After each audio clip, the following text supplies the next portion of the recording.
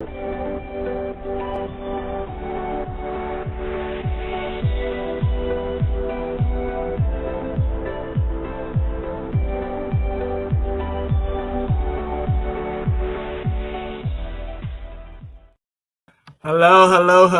and welcome to another episode of the Ball and All podcast. This is your weekly basketball podcast that gives you everything that's happening in the basketball world.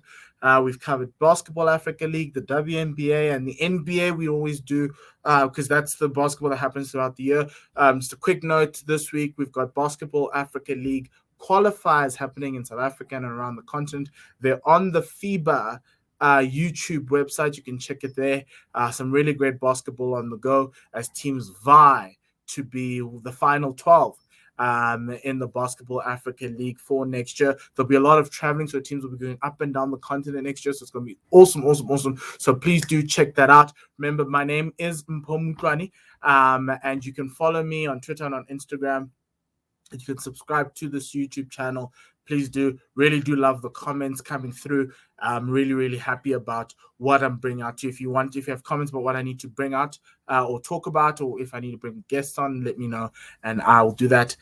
It's the opening week of the NBA, so I thought let's have a little bit of fun. Let's enjoy it. Let's have a little bit of fun. It is like 3 games in, and then next week we'll start with analyzing all the team, 3 teams a week up until we get to probably the trade deadline. We'll talk trades, and then we'll move over to playoffs and things, and all-star selections and everything else on the back end of the NBA season. But this week I thought let's have some opening week overreactions. Let's have some fun. Let's enjoy it.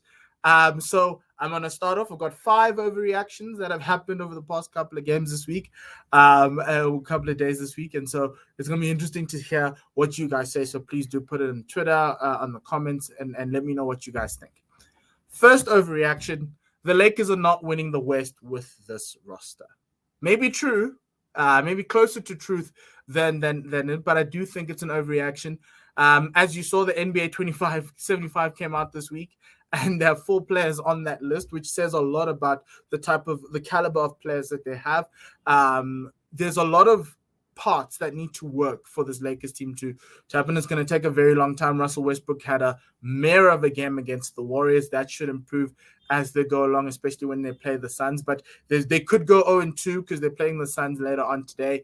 And so don't be surprised if this is going to come out. They're going to tell you that this team is old, which is true. They're going to tell you that it's not going to work with LeBron and Russell and AD. And that's not necessarily true because LeBron has won an NBA title with a worse roster than this.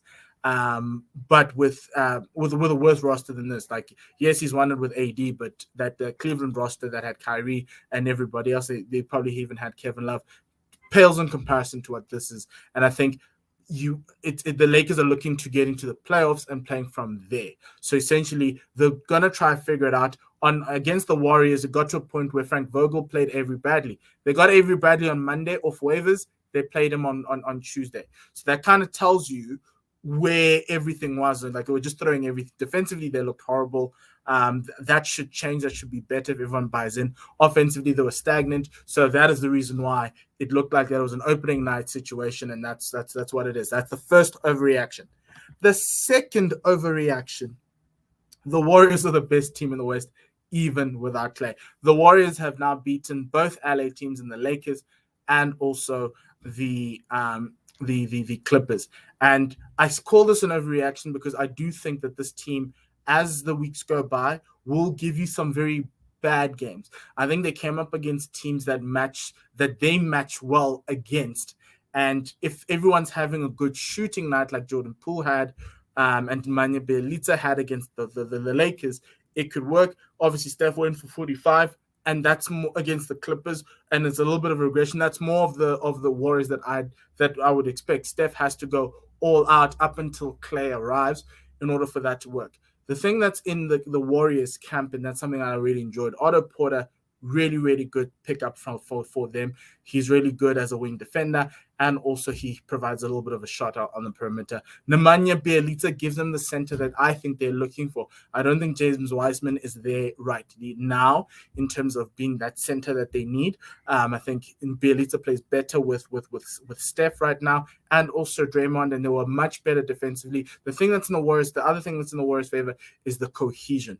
This is a team that hasn't done a lot of big roster changes, and it's now seemingly, you can see they're a year older together with this young core, Toscana Anderson, and the likes, and they're much better that way. So they're not a playing team like last year.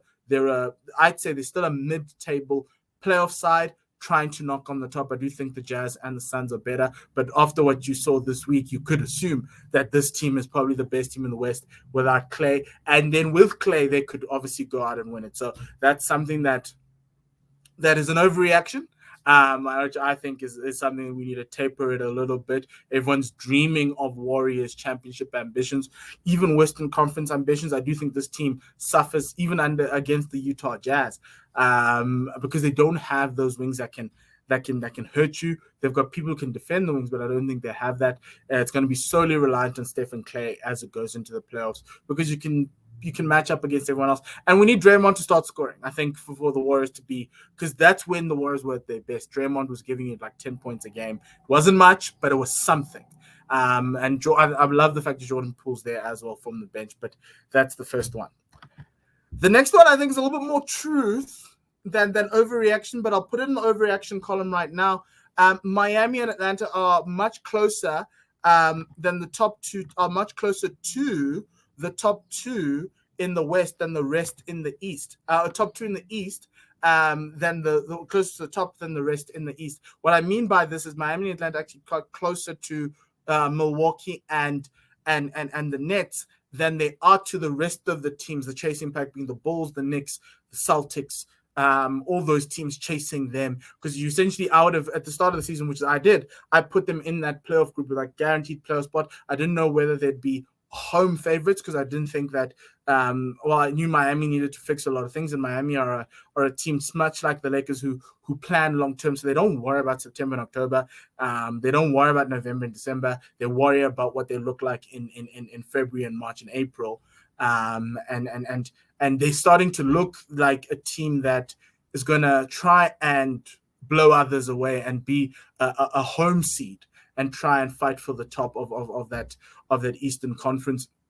Atlanta played they beat the Bucks this morning, Miami, and they blew them away. 41 points in the first quarter. Yes, the Bucks didn't have Drew Holiday. They also didn't have Brook Lopez, but they had Giannis, they had Chris Middleton, and they were out. They were literally attacked. Bam went to work on Giannis in that first quarter, got him those 2 fouls.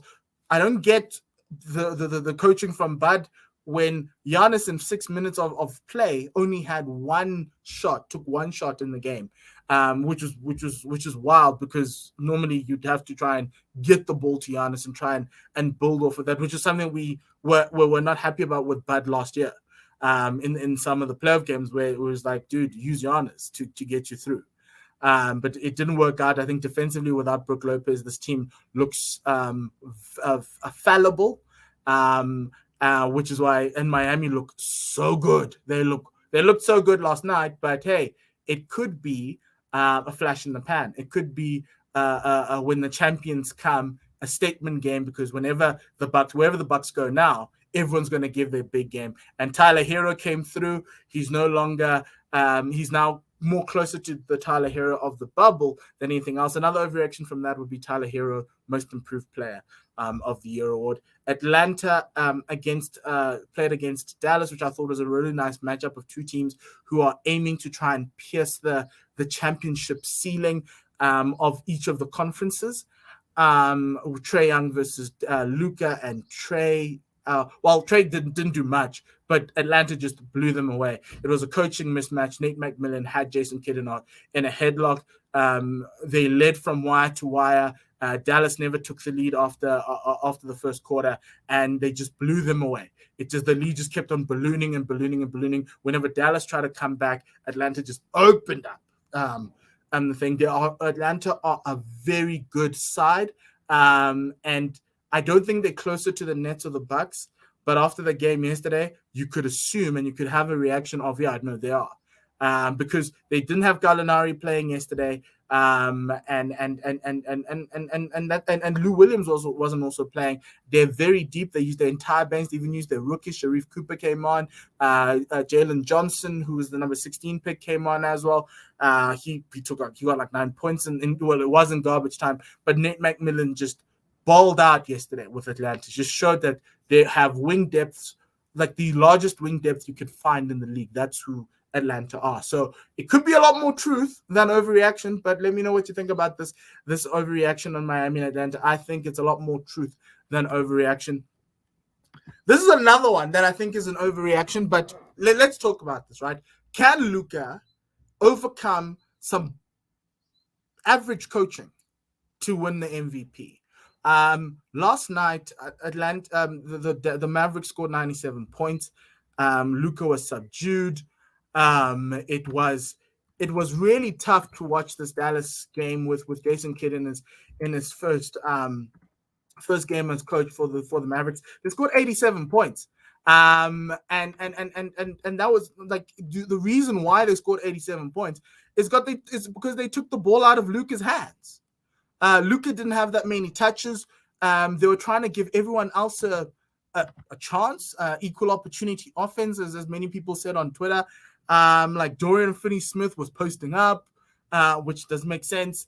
They went to KP. KP wants the hardest shot, not the easy one. Defensively, they look really bad. And Luka doesn't want to commit on defense, but we kind of know that. But it kind of felt like offensively, this team did not know what they were doing. They were okay in the preseason, but now it's like, why are we taking the ball out of Luka's hands when you're chasing games? These are the games that matter, right? So I don't get why you're going to go down and let Jalen Brunson, when Luka's on the floor, carry the ball forward, and then let Jalen Brunson have a pick and roll with Kristaps Porzingis. And then KP finds himself, when he gets the ball, on the other side of the key, high, very high, not even rolling to the basket. And you're sitting there going, Luka's just sitting there on the wing, just doing what? So I do think that if Jason Kidd continues with all of what we saw from an offensive perspective in terms of trying to share, they weren't moving the ball. There's a difference between like moving the ball and letting it go. But when you do that, you also want your primary ball handler to be the one who instructs everything. That's why he's called a point guard. He's the one who orchestrates everything. Luka wasn't doing much yesterday. Yes, he scored 18 points. He could have scored more, but even a Dallas team last year that was supposedly not doing quite well and couldn't get past the Clippers, Luka made sure the Dallas were above 500 team. Many people thought Luka would win 50 games for the Mavericks. I don't think he's going to win 50 games for the Mavericks the way that these guys are playing. And so, yeah, I honestly do think it could be a year where Luka might not take that step up to MVP, largely because of everything else around him. The roster's not that great. The coaching wasn't great last night. And you just find yourself going, what are these guys doing? Defensively, they don't, like, here's the thing. They don't have a rim protector. Why isn't Kristaps Porzingis not wanting to play center and just put his hands up? He can defend. Yes, he's not great at that, but like they don't have a center. Willie Cauley-Stein's not great. The guy supposedly they ask all the starters, Luka, Tim Hardaway Jr. They asked Dorian Finney-Smith. They didn't ask KP who they wanted to be the center. Nobody said KP. Everybody said the number 7. What's his name? Let me just get it for you. The number 7 being Dwight Powell. Dwight Powell is shorter than KP. The only thing that Dwight Powell has is hops. He's got one of the largest vertical leaps you can have in that Dallas team. He's an okay center, but I don't think he's a starting center. He's a bench center when you want to go a little bit small, or you want to get KP playing the 4. Get KP playing the 5, or try go get a center who can play with KP, because Clint Capella was just laying in on all of them. Dwight Powell had no answer. Willie Cauley-Stein had no answer on thinking. They tried KP at the 5 with a very bad lineup of a very bad lineup. Let me just get you that lineup. It was Reggie Bullock, Maxi Kleber, Jalen Brunson, with KP, and I think Dorian Finney-Smith was also on there, and it looked horrible. And that was like their third lineup towards the back end of the bench, and they were matched up against, and this is what made me just cringe. They were matched up against Kevin Herter, Solomon Hill, DeLon Wright, Gorgie Jeng, who was the center, and Cam Reddish, and they still got played off the floor. So I just don't know what KP's doing, what J-Kid's going to do with KP. But on the other end, get Luka the ball. I'm sorry, guys, just get Luka the ball. Everybody, you can literally play games doing pick and roll with Luka and anybody else who's the weakest defender up until you get to the playoffs. That's the base offense that you can get, and then you just have everyone else standing there for threes. They weren't even doing that. Yes, they did try and shoot a lot of threes, and they weren't, and some of them weren't falling, but their spacing was off. It looked like this offense was just a hodgepodge of whatever it is. But yeah, J-Kid might cost Luka the MVP bid. I'm overreacting today, but I do think this is a lot more truth to it than overreaction. And this is the best overreaction of the day. Minnesota and Sacramento are going to be in the playoffs next come April next year. The big three. Some people call it the big two plus a very decent point guard in Minnesota. Came out, they did quite well against Houston, yes, but they beat Houston badly. They beat a bad team, which is what Minnesota didn't do well last year. But they've had a plus 500 record. I think it's 37-19 since Chris Finch took over. So they're a better side than many people give them. And you could see that yesterday. That big three was so good against Houston. They just dominated. It was so good to see Cat just dominate other weaker centers, which is great. Like Daniel Tice had no answer, and that's essentially what it was. Like defensively, they bought in. They were very good defensively, and that's something that Minnesota can carry going forward. I'll talk a lot about them next week because I think there's a lot of things that the teams who are rebuilding can learn. These guys, Minnesota effectively have three all-stars, either past, current, or future, and that kind of gives you a small market, gives you something to build on. Sacramento, on the other hand, did really well against the Trailblazers. They beat the Trailblazers. De'Aaron Fox outclassed Damian Lillard on a night where Damian Lillard wasn't doing quite well. Tyrese Halliburton came through. Team looks a lot better. The one place in that team that I'm still a little bit not too sure about is the center position. But obviously, Harrison Barnes came through as well. He was shooting lights out. They can be a playoff team. I just think this is a little bit of a flash in the pan for the both of them. Bit of an overreaction. I do think that they might just end up in the play-in and getting eliminated out of the play-in for these two teams. But that's the overreactions of this week. Remember, so that's the 5 NBA overreactions of the opening week. Remember, next week I'm going to start with looking at the league pass teams of the week. You can watch them with me. I'm going to be watching the Trailblazers, the Timberwolves, and the Spurs. I've already started watching the Timberwolves. That's why I could speak a little bit more about Minnesota, but we've got the Trailblazers and the Spurs to watch. I'm going to try to watch all these teams' games to try and get through. There's so many NBA games. Apart from the very flashy ones, there are also some other deep ones. Like the one game of the week, was that double overtime thriller in New York City, where everyone thinks New York's going to win. That's probably the 6th overreaction. New York's not going to win anything. They're just going to get to the playoffs, yes. Offensively, New York should have wrapped that up very quickly. They couldn't. I don't trust Fournier. I don't trust Kemba, even though they're there for this team. I trust Julius Randle. I love what Obi Toppin did there, playing the 5 in some of the rotations as the center. That was really, really good. They don't have that killer instinct, or maybe they'll believe it. But this New York team, the thing that makes this New York team tick is defense. Tom Thibodeau's teams are very good defensively, and that's what they did against the Celtics. Jason Tatum was a little bit off color. They shut him down, and that's what it was. Outside of that, enjoy this weekend of basketball. We'll be back next week with the Ball and All podcast. Remember, my name is Mpho. You can follow me on all these platforms, Twitter and Instagram, as well as the YouTube channel. Outside of that, thank you very much for the comments. Please do send them through. And outside of that, have a great weekend. Enjoy the basketball, and le sale kakakis.